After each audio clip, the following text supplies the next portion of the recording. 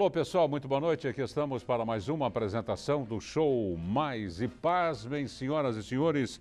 O programa desta noite leva o número de 2.891. 2.891, rapidamente. Não se esqueçam que no próximo dia 1º de abril nós estaremos completando 15 anos no ar. Daqui a pouco vão começar a correr as plataformas de você entrar em contato conosco.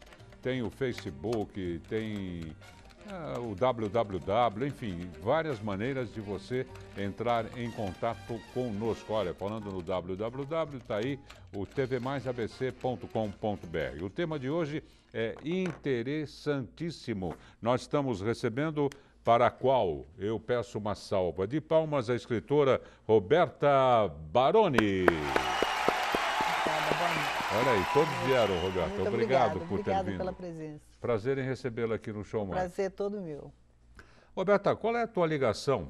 Ela escreveu um livro muito interessante, muito importante também, que é um livro que abrange um espectro muito abrangente, muito elástico, da parte de segurança, da parte da ação das polícias. Queria que você falasse qual é a tua ligação que a fez chegar a essa conclusão para escrever essa obra.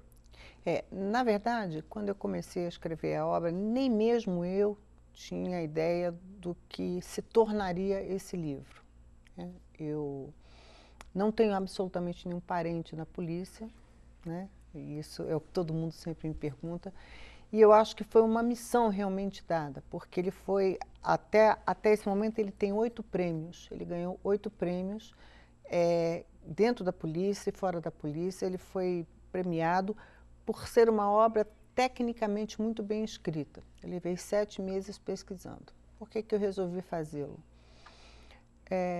Eu percebi que a nossa segurança pública já era um anterior governo, era largadíssima. Eu sou carioca, nasci no Rio de Janeiro, na verdade nasci em Petrópolis e fui morar no Rio, e vi a minha cidade, desde a época do Brizola, ser abandonada e ser entregue ao tráfico de drogas. E me mudei para São Paulo e acabei escrevendo sobre a Polícia de São Paulo. E eu me interessei por segurança pública porque eu vi que nós chegamos a um ponto em que eram índices inconcebíveis de letalidade dentro da polícia. Ninguém falava nisso, todo mundo dizia, olha, é um assalto, a vítima. Mas nós nunca tivemos essa informação da quantidade de policiais mortos, abatidos nesses confrontos, que é um número altíssimo. E eles são como nós, são homens, eles não são bonecos. E aquilo me chamava muito a atenção. A angústia deles, a forma com que eles eram tensos, sobrecarregadamente tensos, porque eles não vão para a rua para morrer, eles querem voltar para casa. Então, sobretudo, o que me surpreendeu muito foi esse laboratório dentro dos batalhões, perceber que esses homens, além de ter um salário indigno, eles trazem no sangue esse juramento de proteger o cidadão, mas é uma pressão angustiante diariamente. Mas o que voltou os seus olhos para esse aspecto? Eu acho que foi um belo dia, eu estava na Marginal, eu tinha já mudado para cá, e eu estava na Marginal Tietê e eu vi um comboio das barcas da rota. E percebi que eu tive a sensação, particularmente, de que naquele momento havia como se o tempo tivesse parado. Mas antes eu já tinha ido ao BOPE, eu já tinha entrado, eu já tinha visto, eu já tinha observado o treinamento, a dificuldade, eu já tinha visto vários vídeos, eu já tinha levantado várias informações. Eu comecei a me perguntar, por que esses homens fazem isso com esse salário tão indigno, arriscando a sua vida, às vezes com uma deficiência de armamento? Isso me surpreendeu muito. Naquele momento, eu estava na faculdade de Direito, eu estava estudando Direito, sofri um acidente e parei. Quando eu parei em casa, ou eu tinha que ficar imobilizada, ou eu entrava em depressão, ou eu fazia algo útil. Então eu resolvi... Para extravasar. Exatamente. E nasceu uma escritora. Nasceu uma escritora... Deixa eu ir mostrando o livro. E Pode continuar. E uma escritora de dados técnicos, porque todos aqueles que compraram e adquiriram a minha obra, inclusive o presidente da Comissão de Direitos Humanos da OAB, de Presidente Prudente, sempre elogiou, comprou para vários amigos, e disse, olha, uma obra extremamente técnica, muito bem escrita, contando, inclusive, o que nós vimos recentemente. Eu volto lá em 2006, quando houve aquele momento funesto em São Paulo, que foi a transferência, de novo, de Marcola para a prisão. E vários policiais foram mortos, inclusive um bombeiro na frente da Sala São Paulo. Eu falo aí do meu livro, que é a primeira vez que um bombeiro havia sido atingido a bala.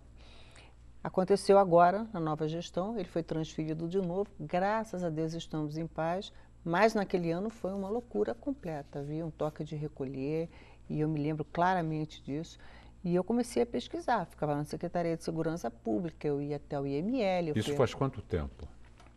Isso vai fazer um ano agora, na verdade faz um ano que esse livro... Faz um ano só que você escreveu? E ele já está na segunda edição. Puxa vida, parabéns.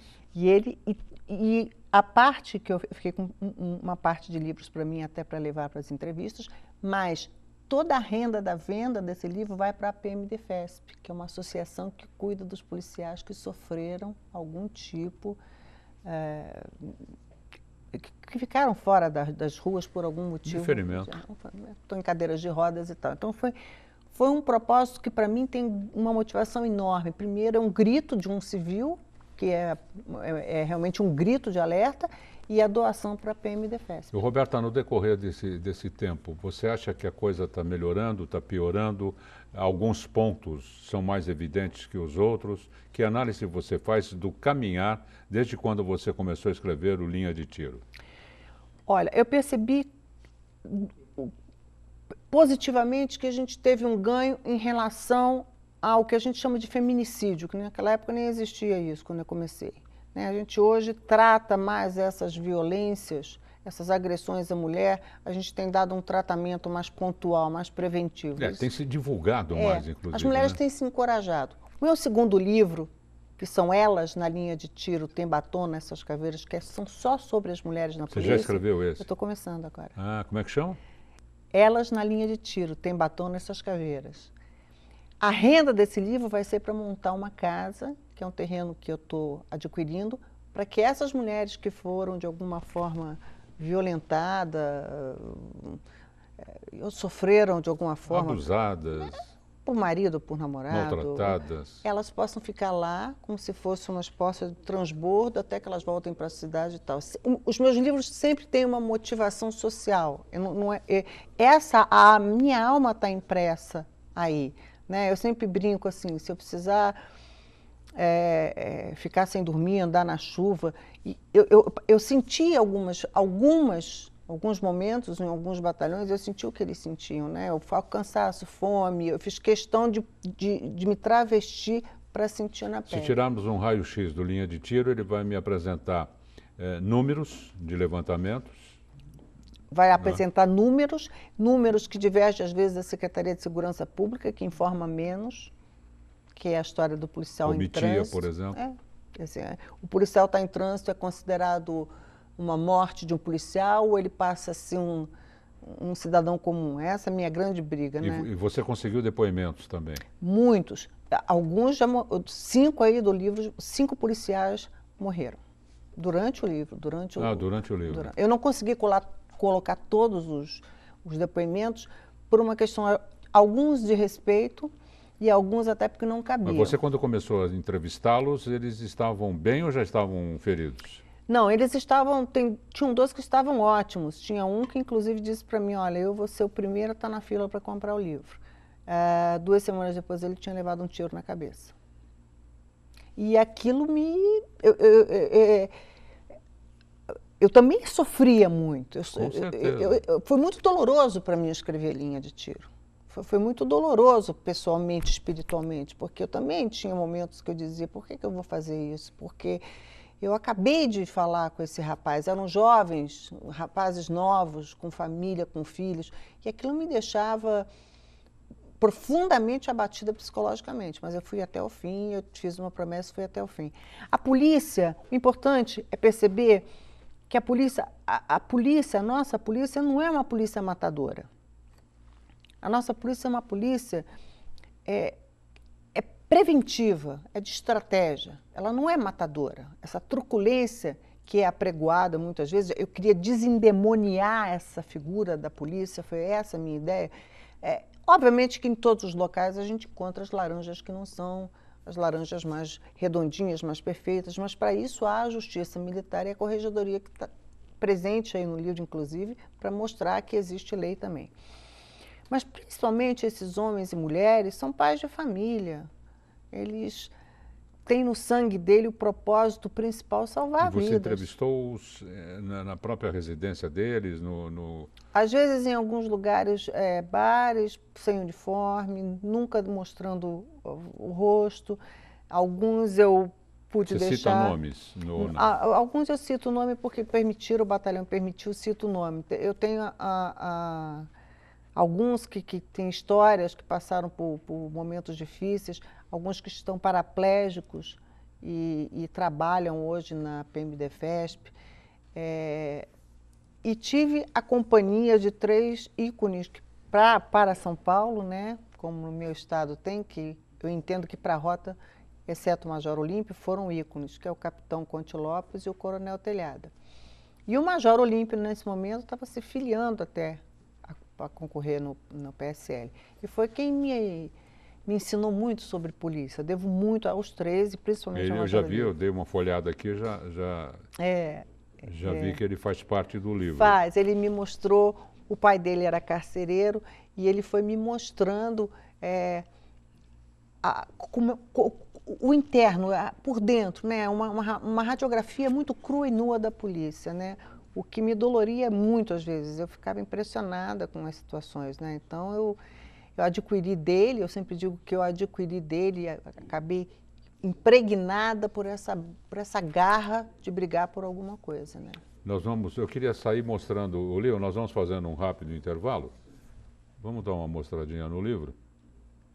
Linha de Tiro, o desafio de ser policial. Vamos...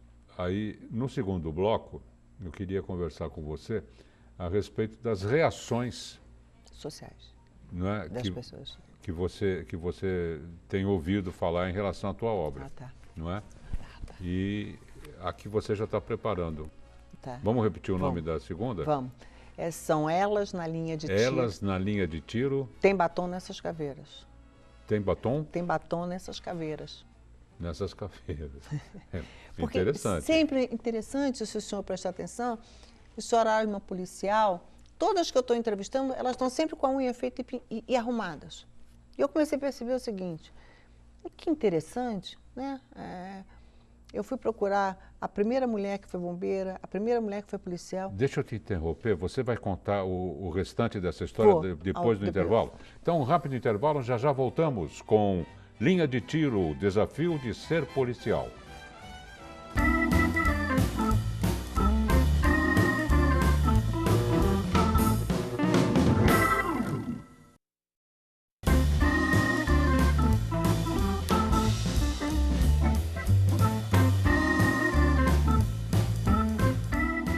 Atenção, a TV Mais adverte. O programa Show Mais causa dependência cultural.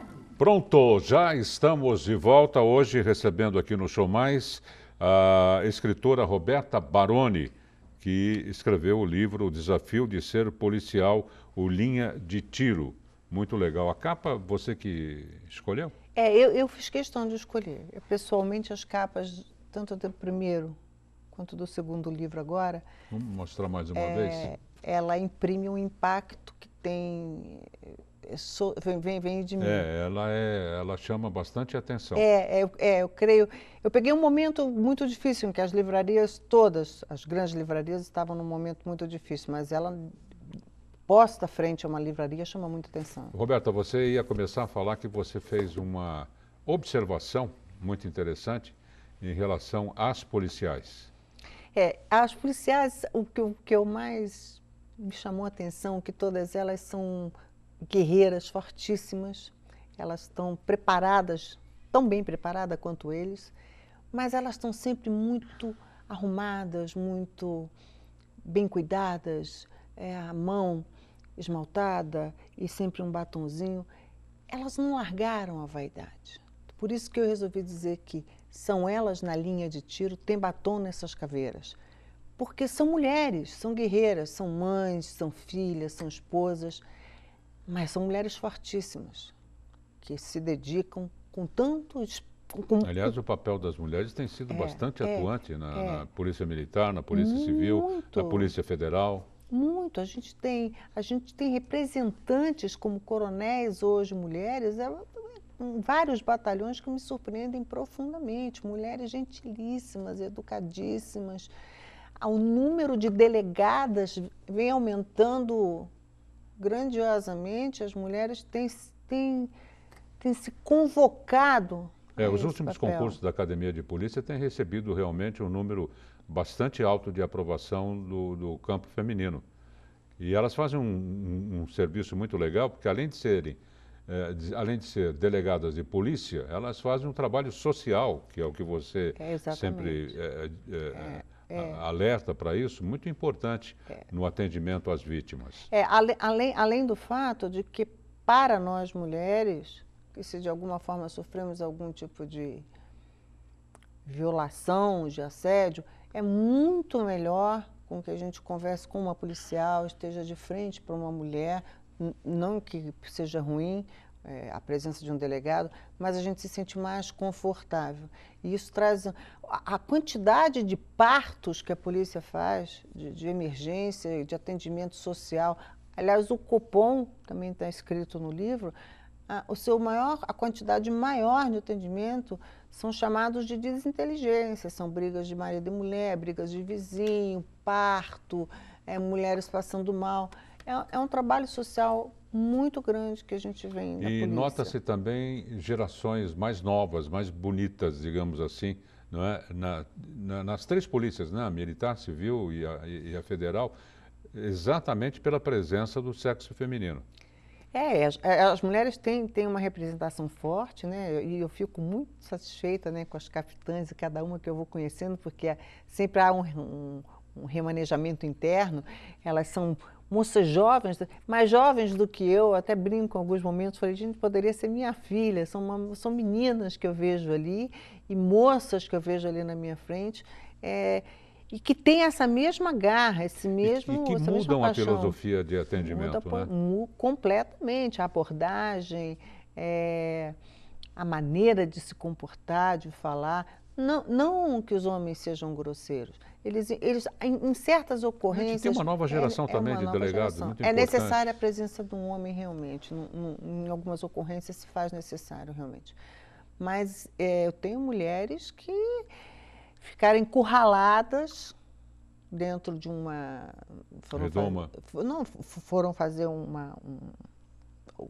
comum, né, que é uma averiguação, e aí desceu a comunidade e seguraram na arma dela e ela tentou da primeira vez tirar, tentou da segunda, não vou contar toda a história que vai estar no livro, tentar da terceira, está no livro das mulheres. Tá. E ela é um doce de mulher do batalhão de choque, e a gente via a preocupação dela de tentar se desfazer, mais gente ia chegando e botando a mão na arma dela, o que não aconteceria. Nos Estados Unidos já teria encerrado a operação. A calma com que ela ficou, a tentativa de apaziguar aquela situação dela foi fantástico. As mulheres os homens e as mulheres da polícia são fantásticos. São realmente... Esse seria o depoimento que mais te tocou? Não, eu tenho mulheres que perderam o braço e continuaram trabalhando, pediram para continuar na polícia e perderam o braço e tiveram ocorrências. Eu tenho uma grande amiga na polícia que tomou um tiro nas costas e hoje trabalha internamente. Elas são respeitosas, elas merecem o meu respeito e minha honra. Ô Roberta, qual a antevisão que você tem do futuro das polícias, não é? Agora, talvez, com o novo governo, com a nova visão em relação aos códigos, principalmente o Código de Processo Penal? Eu acho que o maior presente que a gente ganhou nesse governo, sem dúvida nenhuma, foi a presença do Dr. Sérgio Moro. Eu acho que nós somos um país legalista, mas eu acho que um país sem lei, ou com leis tão brandas como a gente tem, a audiência de custódia foi feita para botar milhante na rua. Eu acho que se ele se mantiver na linha que ele tem, doutrinado da forma que ele é, seguindo uma legislação mais Firme, dura, reta. a gente pode ter um país, pode melhorar. Por quê? A gente tem hoje no nosso código, primeiro porque ele é muito antigo, muito antigo. A gente tem hoje uma mordomia para criminoso. Em alguns momentos a gente escuta aberrações, a gente diz, alguns repórteres chegam a chamar criminosos de vítimas. Vítimas somos nós, encurralados estamos nós. Acho que foi o grande ganho do governo. O resto todo eu respeito, todas as escolhas, mas ele é um grande ganho. Porque a mentalidade dele é o uso da tolerância a mesma que eu sou adepta. Tolerância zero. Quem praticou um crime tem que pagar por aquilo, está na lei, é justo. É uma questão de justiça. Eu vi, segunda-feira, foi ontem, eu vi uma reportagem que um menino de 11 anos nos Estados Unidos havia atirado no irmão e pegou 11 anos, prisão perpétua. Aí vão dizer, puxa, que horror, prisão, 11 anos de prisão perpétua. A lei é essa. Quanto mais a gente endurece a lei, a gente enfraquece a criminalidade. Porque hoje se mata por qualquer coisa. É banal. A gente assiste qualquer programa desses que passam na televisão, que falam de crimes diários. É banal. Matar virou uma banalidade. Inclusive, fico espantada que em algumas comunidades que eu cheguei a ir, de uma forma escondida, para poder tentar descobrir como é que funcionava, às vezes existiam corpos ali, as pessoas passavam normalmente como se fosse algo naturalíssimo. Não há nenhuma... Aliás, você citou muito bem citado esses programas especializados, eles são, né? É. Eles mandam os repórteres com link ao vivo. Os próprios apresentadores citam, gente, eu pensei que eu tivesse visto tudo, mas olha o que aconteceu. Aí você de casa, pasmo, vê uma outra barbaridade, de uma criatividade para o mal, uma coisa assim fantástica, Incrível, né? incrível. E eles... Quanto mais a gente acha que já viu de tudo, a gente se surpreende disso. Olha, não, então nós temos o caso mais recente aí de uma moça no Rio de Janeiro, uma moça, porque tinha 55 anos, que conheceu um rapaz, levou para o apartamento, durante 4 horas Foi ela... deformada, deformada. eu vi. E a gente achou aquilo, disse, como 4 horas? Em 4 horas ninguém conseguiu fazer nada, ninguém conseguiu acionar a polícia. Você viu, o apartamento ficou um banho de sangue. Um banho de sangue. Ele teve um surto? Ele não teve um surto. Ele é um surto para a sociedade, ele é um perigo eminente para a sociedade. Com certeza. Então, a gente começa a olhar para isso e ficar abismado, dizer, com quem nós convivemos, né? Que país é esse? A velha antiga música do Renato Russo foi feita lá nos anos 90, serviria hoje de novo para a gente perguntar, que país é esse?